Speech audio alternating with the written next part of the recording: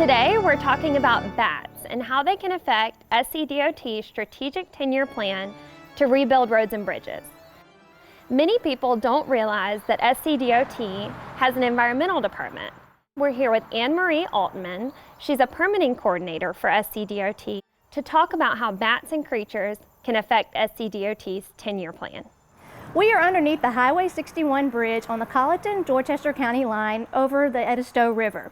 Back in August, a bridge inspector found a colony of bats utilizing the crevices underneath this bridge to roost. They are not here today, but if they were, we'd be looking at something like this. This is the federally threatened northern long-eared bat. It's not present at this bridge, but if we were at a bridge slated to be removed or rehabbed and this bat were present, we would have to wait until that bat was not utilizing that bridge to continue with the work. Ann Marie, how does this type of discovery affect the 10-year plan and progress on rebuilding bridges? That's a good question. At DOT, we base our schedule on the bat's schedule. The bats typically use crevices and underneath the bridges during the summer and some spring months.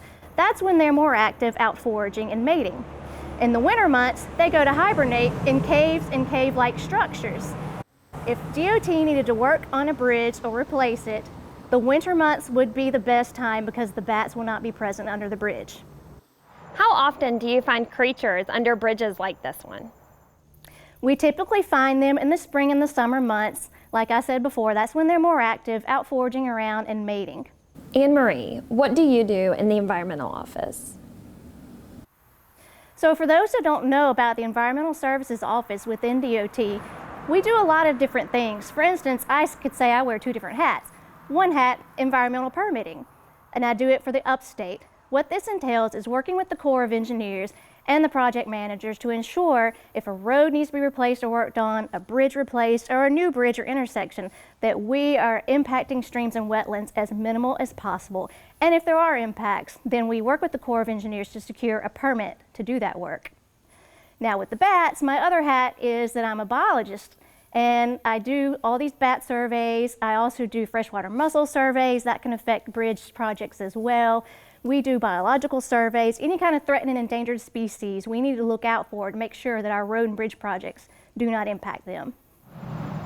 Thank you so much, Ann Marie.